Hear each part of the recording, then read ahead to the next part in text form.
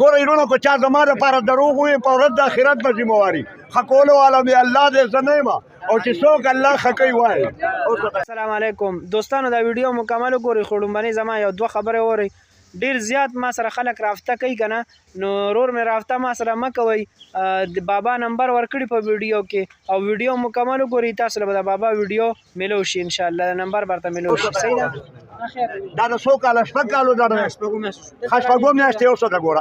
الله اکبر، دا ټک دې واورېده، دا ټک دې واورېده، ما مو واورېده. اوس ورته ګوره ښه اوس د الله په حکم پرېږده دا بچې. مسل خان نوم دی که نه، د نوي کړي اوس د الله په حکم. مخکې خو نه یې راغلی ماله. بسم الله شافي الله شافي.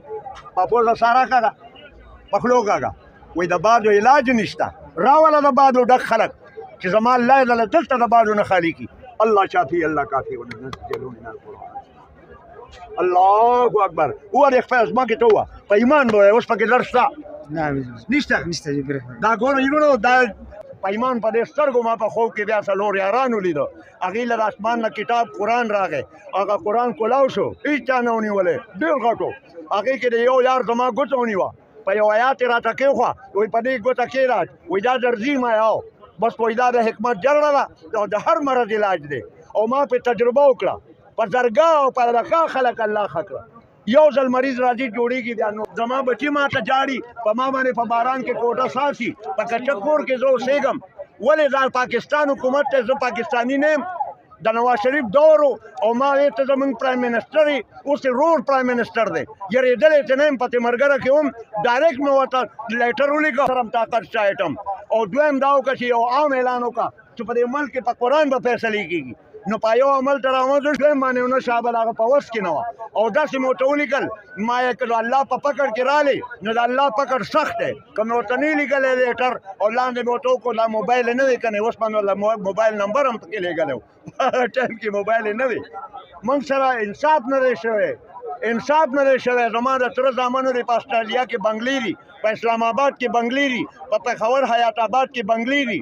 د هغه نواب نوسی شاه خسرو هم دی او زه هم یم، نواب محمد شاه خسرو، نواب محمد شهاب الدین، نواب زاده محمد شاه خان، حیا سیری خان، دا زما کزن دي، چچرزاد وروڼه دي، د شاهجهان نواب زامن دي. دا په دې تاریخ ګواره دا زما پیشن دی. سلیمان شاهد، دا سلیمان شاهد صاحب هم په ملا کې تړو، ورڅه تپوس وکړئ دا سلطان روم خان پیژنې؟ زه خو ملنګ سړی یم. دا د شاهجهان هم نیکه دی، دا د شاهجهان او زما د پلار هم نیکه دی، نواب اول.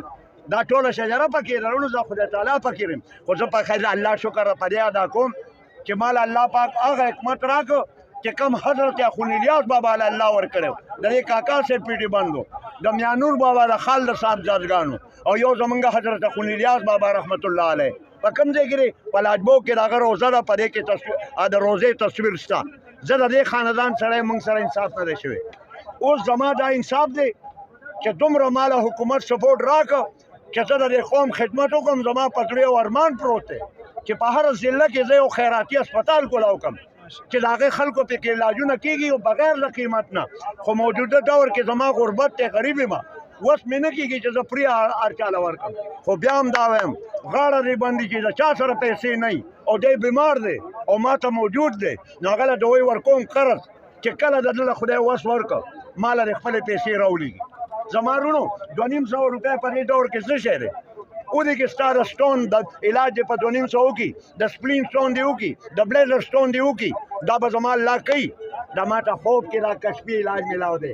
الله ته مې سوال کړی و، زر ځله درود شریف مې ویلی و، الله ته مې سوال وکړو رب هغه حکمت راکړي چې اخوند بابا له دې ورکړی و. It is golden period for all people, my dear. I have general treatment for all troubles. وګوره یو زما ایکسپیرینس دی صرف ګوره. زه د آرمي میډیکل کور نه ریټایرډ یم. په 1969 کې د آرمي کې وم، والد صاحب مې په 1936 کې برټش آرمي کې و، پاک آرمي کې ایوب خان دوباره راغوښتی و. وروڼو زما خپل یو وراره مې الحمدلله ایس ایچ او صاحب هم شته په پولیس ډپارټمنټ کې، زوی مې کمانډو دی، آرمي کې اولدار دی، ضیاء الاسلام یې نوم دی، الحمدلله پنشن ته 2 کاله پاتې دي. دا 2 بچو د 4 لوڼو پلار یم.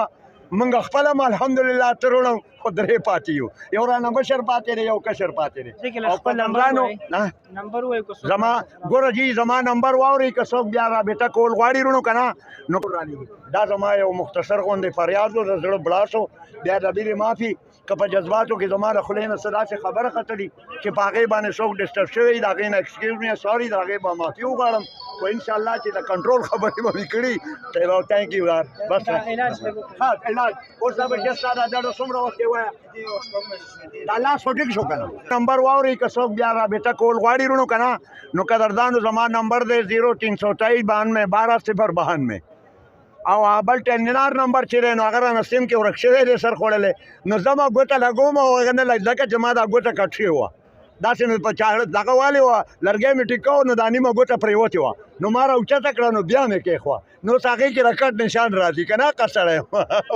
بدل شوی ګوته عقه ده خو بیا مې ایښودې وه ټک مې نه دی ورکړی نو اوس دا نه هلي هغه ټیلینار سیم نشته هغه نه کولاویږي او یاره وارث کولاو دی اوس دا دی پروت دی اوس مې دې ټایم کې چارج ته بند کړی او وروڼو که بیا موږ له څوک رابطه کوي دغه نمبر دی او بل د ملګري نمبر هم واورئ موږ ملګري یو خیر دی دا هم راسره دی د هغه 0311 دی او ورسره 50 50 او 848 دغه دا دوه نمبرې دي په دې موږ سره څوک رابطه کوي او زه ستاسو شکریا ادا کوم